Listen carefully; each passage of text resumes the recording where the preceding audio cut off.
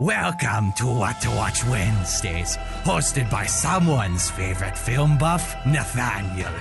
I particularly love movies, and I want to share that with you. From the horrifying to the terrifying, the spine-chilling to the hair-raising, along with the straight-up disgusting, WWW is your place for all things movies. Stick around, and we'll leave you with a movie that will make your blood run cold.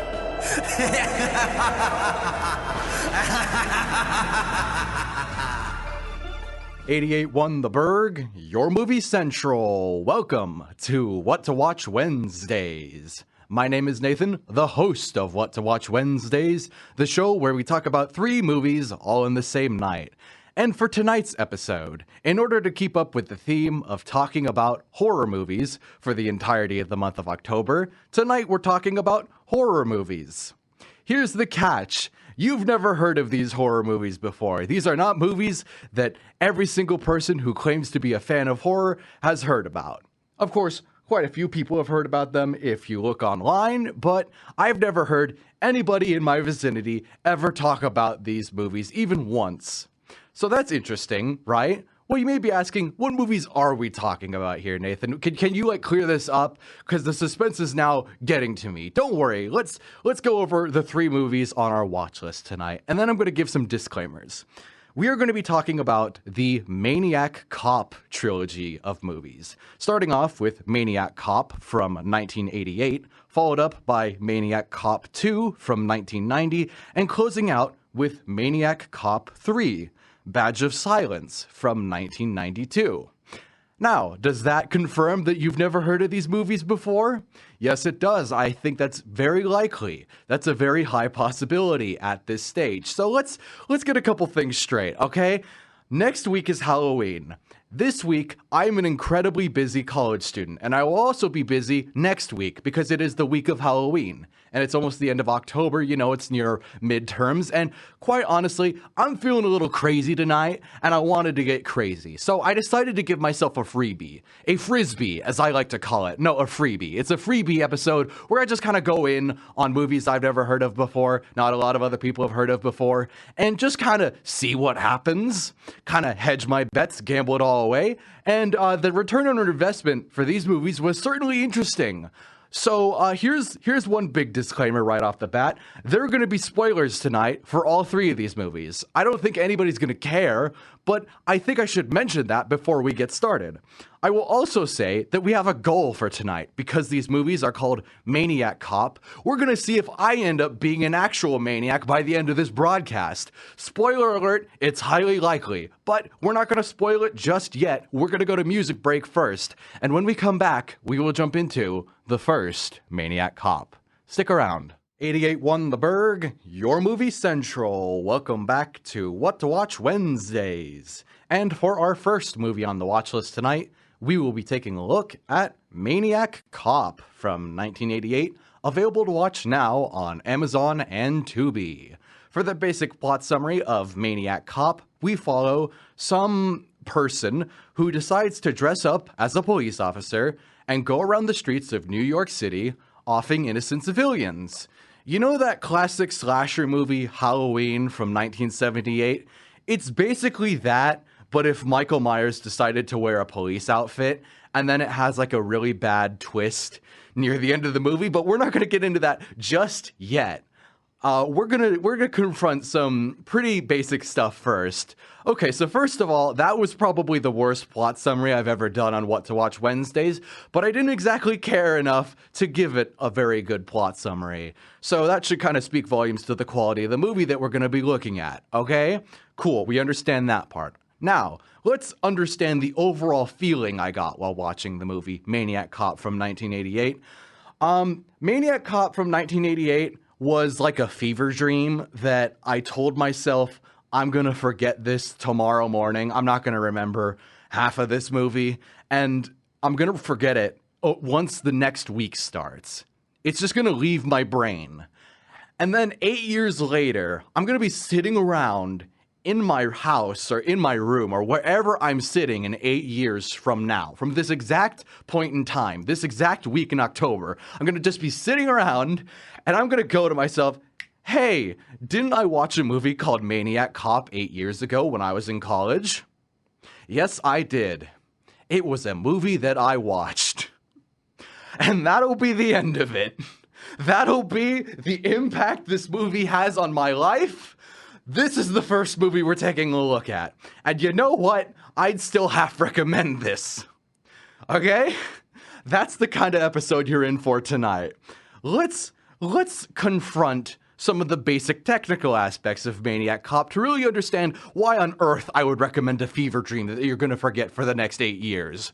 Okay? So, first of all, this movie opens with our main villain, or our main antagonist, again, the Michael Myers character who's dressing up like a cop, getting all dressed up, and it's all close angle cinematography. Zoomed in, excuse me, not close angle, that's not a real thing. Zoomed in cinematography of him, buttoning up his jacket, putting on his hat, putting his baton in his holster, and during that sequence, they actually show freeze frames to have the names of the credits show up, because this is a movie from 1988. They gotta show credits at the beginning of the movie. Let me tell you, sometimes I've seen it in movies where they freeze the frame in the movie using frames from the movie. You know what I mean? They stop it kind of like dead in its tracks. They just freeze frame. And usually it doesn't work. Even in something as good as Goodfellas, it doesn't work. Maniac Cop manages to do it right, and I don't know how to feel about that, because that is like 4 minutes of a montage at the opening of your movie, and it's just a guy getting dressed. Somehow they managed to pull that off. However, in that sequence, they also drop the ball pretty heavily in terms of plot development. But we'll get to that later. Again, I'm hinting at how we're going to get into the plot problems, because there are huge plot problems. But let's also confront one of the reasons I wanted to watch this movie before I even knew what it was really going to be. Before I even started watching these movies, I went onto the internet and searched up the best horror movie trilogies just to get some ideas for Halloween. And I came across this in the list. Part of the reason I got interested is because they listed the actor Bruce Campbell as part of the cast. And Bruce Campbell is in the first Maniac Cop. I like Bruce Campbell. He was in the Evil Dead movies. He was Ash Williams. He is hilarious. I love Bruce Campbell. I love everything about Bruce Campbell. He kind of sucks in this movie, which is rather unfortunate. And he also plays a character named Jack. Yeah, he plays a cop named Jack. Have you ever heard that one before? Yes, you have. You absolutely have. Everybody's heard of a cop named Jack in media. That's so common. That's such a common trope. Anyways, Jack is just a generic name. I'm sorry if your name is Jack and you're listening to this right now. I mean nothing by it. It just sounds so generic. Anyways, so Bruce Campbell, the actor, is playing a character named Jack. He's a cop, and he's being targeted by the Maniac Cop. You know, the one who gets dressed at the beginning. Anyways, so part of why Jack gets targeted by the Maniac Cop is because the Maniac Cop offs Jack's wife.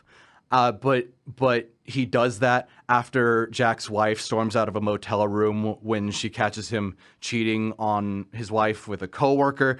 And remember, kids, if you cheat on your wife, just make sure that she doesn't get attacked by a undead cop or something like that. That's the message the movie's sending. What? I was so confused by that whole sequence of events. And you're probably very confused because I just said it out loud and you're just trying to process that I just said that. Yes, this is a real movie. Yes, this happened. Yes, I watched it. What do you want from me? What do you want from me? Okay?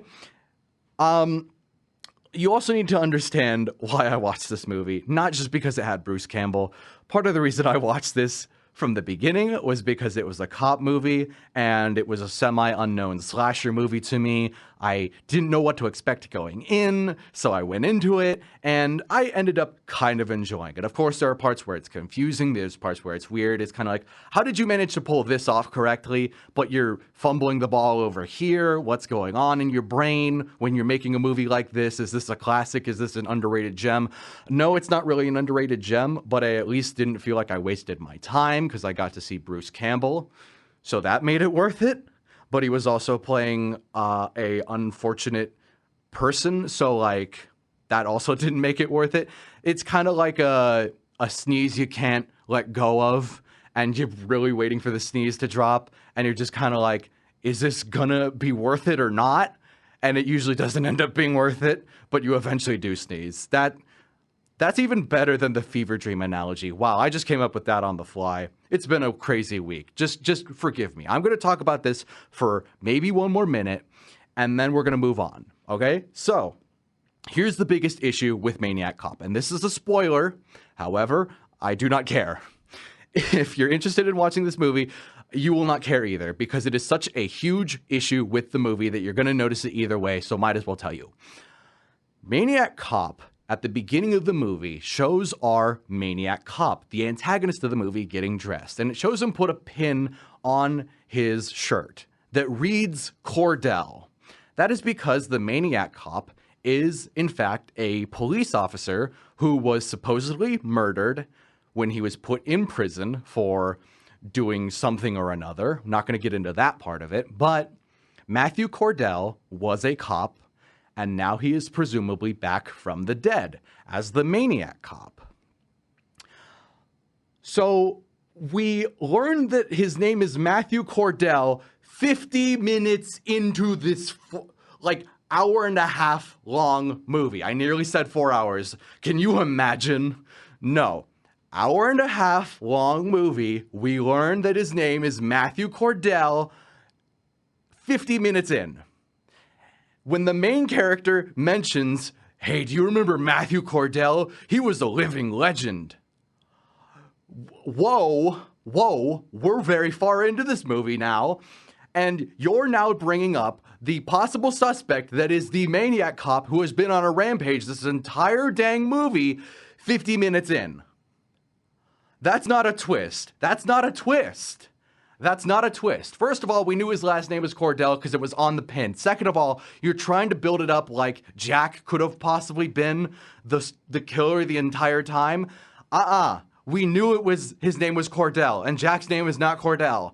This is such a non-twist that it honestly makes my head hurt just thinking about it.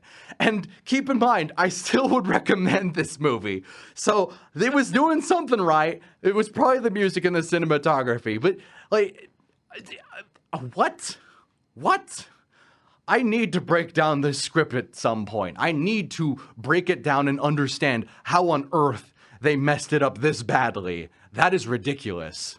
You want to know what else is ridiculous? We got 2 more movies left. So we're going to go to another music break, and when we come back, we're going to talk about Maniac Cop 2. Strap in for even further nonsense, folks. It only gets worse from here. 88.1 The Burg, your movie central. Welcome back to What to Watch Wednesdays. And for our second movie on the watch list tonight, we will be taking a look at Maniac Cop 2 from 1990, available to watch now on Amazon and Tubi. For the basic plot summary of Maniac Cop 2, we follow Matthew Cordell from the first Maniac Cop, you know, the antagonist of Maniac Cop, the aforementioned Maniac Cop, titular Maniac Cop, if you will, as he comes back to New York City. And at some point in the movie, he teams up with a serial killer. No, I'm not joking. And they team up together to go do something together.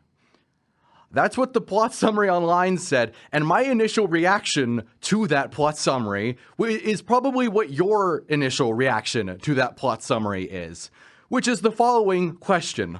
What in the name of great-grandfather Greg is that plot summary? What do you mean he comes back and teams up with a serial killer? What were they thinking? What on earth is this movie? Do I want to watch it? In my case, yes. Okay. Let's break it down and summarize it first. I'm very calm. I'm very relaxed. If the first Maniac Cop felt like a fever dream that I will forget and then remember in 8 years, Maniac Cop 2 feels like a almost documentary staged, but in a terms of cinematic quality, recreation or dramatization of what purgatory looks like. And no, I am not joking. It is a dramatization of purgatory. if I were to get into exactly why, we'd be here all night, but part of that has to do with the fact that, again, spoilers for the end of Maniac Cop 2, if you care, it ends with the Maniac Cop being set on fire, so that probably didn't help. Part of the reason it also felt like that is because in comparison to the first movie, which I watched on Tubi, when I watched Maniac Cop 2 on Amazon and switched between Amazon and Tubi, I realized something pretty immediately.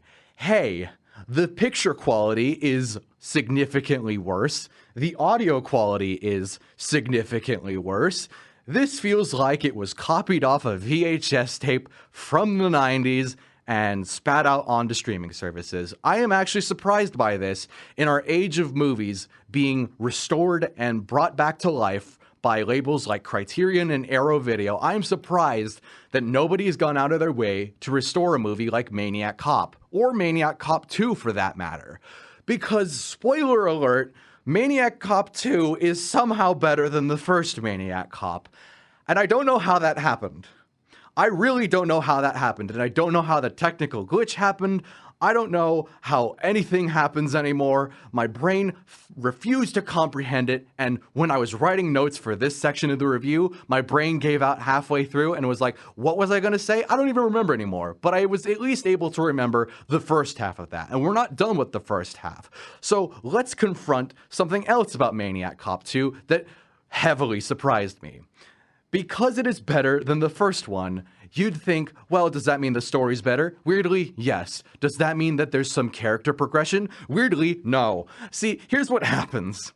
Remember how I mentioned that Bruce Campbell plays a character named Jack in the first Maniac Cop? Well, he's back in the second Maniac Cop, but he ends up getting killed off.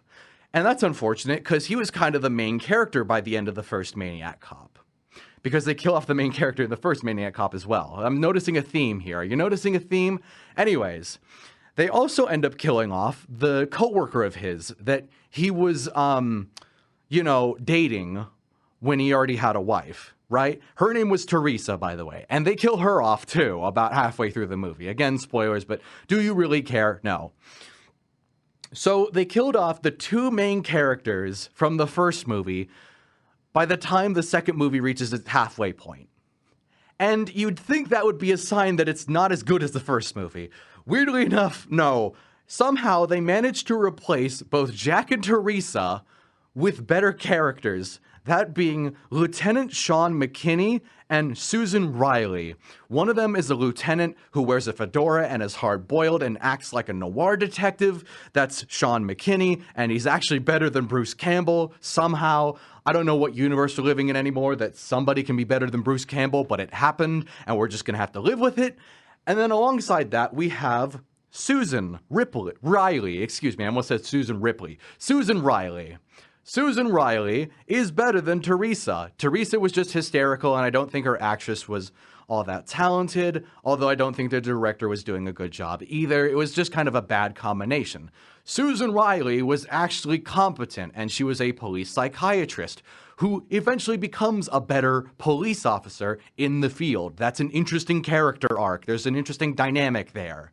And keep in mind, part of the reason that this works is because they actually introduce these characters before they kill off the main ones, so it kind of works out. And again, they're just better written, they're better acted, they're better performed overall. They have more atmosphere, they just fit better into the overall world.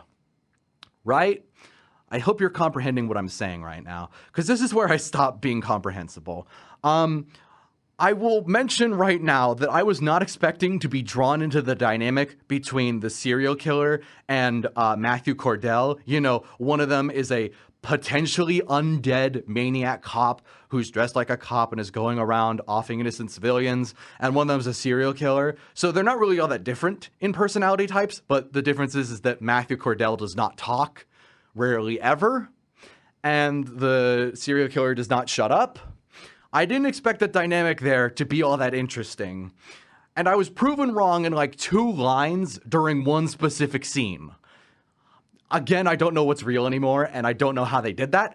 I'm so confused as to how the person who failed with the plot twist in Maniac Cop 1 was able to manage a dynamic between a maniac cop and a serial killer well, with 2 lines of dialogue. How is that the same writer? That can't be the same writer. Do you see what I'm saying? That is incomprehensible to me. It's so difficult to truly wrap my head around how this is just better. Because again, from a technical standpoint on streaming services, it is not better. It has awful audio quality. It looks worse. It just feels so badly preserved over time. And yet I feel like if we were to re-preserve it and re-show it in a way that was higher definition with enhanced audio, it would be recognized as a better movie. And it just hasn't been given that treatment. Again, in the modern age of streaming where we remaster movies all the time, I don't know why it didn't happen with this one, but you know, it didn't. So there's that much. I can't say anything more about Maniac Cop 2. I liked it. I recommend it. Sure, I'd recommend watching the first movie too. But I would not recommend the last movie on our watch list. Stick around after the music break, where we'll jump into Maniac Cop 3. 88 won the Burg, your movie central. Welcome back to What to Watch Wednesdays. And for our third and final movie on the watch list tonight, we will be taking a look at Maniac Cop 3, Badge of Silence, from 1992, available to watch now on Amazon and Tubi. For the basic plot summary of Maniac Cop 3, Badge of Silence, ooh, look at how fancy you are putting Badge of Silence on the end of your movie when the other two had no subtitle. Anyways, for the basic plot summary, we follow Matt, what was his name again? Cordell. Man, his name was so forgettable that I forgot it. Anyways, we follow Matt Cordell as he is resurrected after the events of Maniac Cop 2, and he decides that he wants to marry this girl named Katie Sullivan. You may be asking, who is Katie Sullivan? And to that, I respond, don't steal my question. That's my question. Who's Katie Sullivan? She wasn't in Maniac Cop 1. She wasn't in Maniac Cop 2. She is introduced for the first time in Maniac Cop 3 as a friend of Detective Lieutenant McKinney. And that is all the explanation we get. In the third movie in our trilogy. Really good idea, guys. That's exactly what you should do when it comes to character and story. Introduce a random character in your third movie in your trilogy. Great idea. Okay, I'm already pretty mad, so let's calm down a little bit and get to a root of a summary before we go any crazier. If the first Maniac Cop felt like a fever dream that I will forget and then remember in 8 years down the line, and the second movie felt like a recreation of what purgatory feels like, Maniac Cop 3 is what I can truly describe as a half satirical 2000s TV show about police officers in New York City that is trying so hard to shoehorn in references and stylistic takes from the 80s. And keep in mind, this movie was made in 1992. So when I say there's a conflict with those two ideas, you probably understand what I mean when I say that. Okay, now that we've gotten that, let's mention this. Pretty obviously, this is the worst one out of the three. I don't recommend Maniac Cop 3. It's so bad, you'll forget the story after 20 minutes. And honestly, that kind of benefits the overall experience if you're looking for something really stupid. I'll be honest, I was looking for something really stupid, because sometimes a little voice in my head tells me I am really stupid. I don't listen to that little voice in my head anymore, but it does help sometimes when you're wanting to watch a stupid movie. So there's that. There's Maniac Cop 3 to answer all your prayers. Speaking of prayers and overall answering stuff, let's confront the fact that this movie has a reporter, some scummy reporter who has no morals whatsoever and could be easily compared to a sociopath without it being a stretch of the imagination, and his name is Tribble. His name is Tribble. His name is Tribble, and his nickname is Trib. Again, he's not a major character in the movie, but the fact that there's a character named Tribble caused me to pause and think to myself, God help us all. Actually, no. God, don't help us all. Help me first, because I'm watching Maniac Cop 3.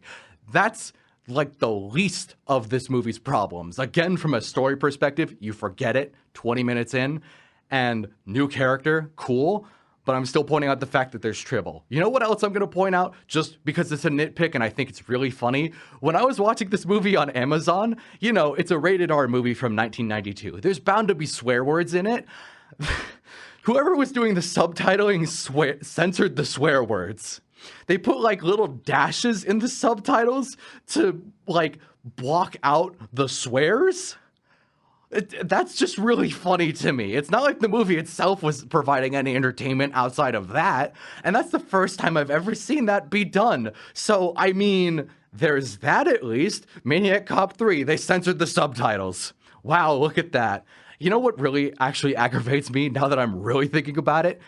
From a video like quality perspective and an audio quality perspective, I think it's a bit better than Maniac Cop 2, which is really frustrating because as a story, Maniac Cop 2 is so much better. It is the superior product overall.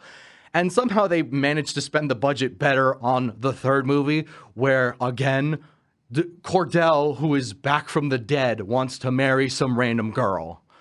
It's a love story, baby. Just say no.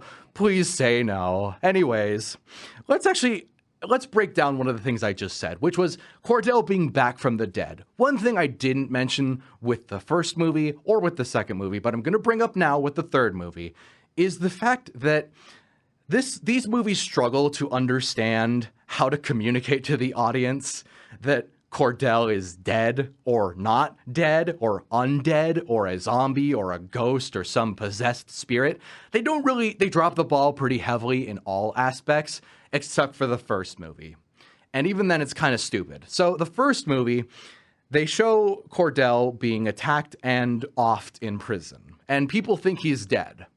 At some point they explain, no, Cordell is actually alive. He survived being attacked in prison. Pretty badly maimed. Okay, I'll roll with it, I suppose. However, they then have him be cold as ice to touch and act like a possessed spirit, so I don't think they really knew what they were doing there, and they have him spookily disappear at the very end of the first movie. And then he's back in the second movie, and it's like, okay, is he back from the dead? Apparently not. He's just back now, rather than being back from the dead. Okay, I guess I'll roll with it. Is he undead or not? No, he survived a pretty bad maiming from the first movie, from the flashback that he had, but he wasn't dead. He just somehow survived. Okay, now he's technically quote-unquote undead because somebody feels the cold as ice skin. Okay, he's dead. Now at the end of Maniac Cop 2, again, spoilers, but do you really care? Anyways, he's dead at the end of Maniac Cop 2. And then, to be some big twist, he shoves his hand out of the coffin and grabs his badge back. It's like, oh, he's back. They open up Maniac Cop 3 by showing that he's resurrected. He's resurrected. The cop who was supposedly dead, but not actually dead, just badly maimed in the first movie. Okay, I'll roll with it. Then he's technically undead in the second movie, but don't worry about it. It's just that he feels really cold to the touch. He's still a live human person. Okay, now he's put in a coffin, and at the start of Maniac Cop 3, he's resurrected. What?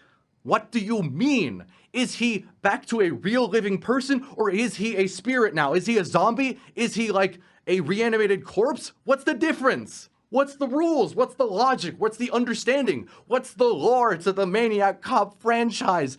Break it down for me. Don't. I'm having a breakdown. I don't care anymore.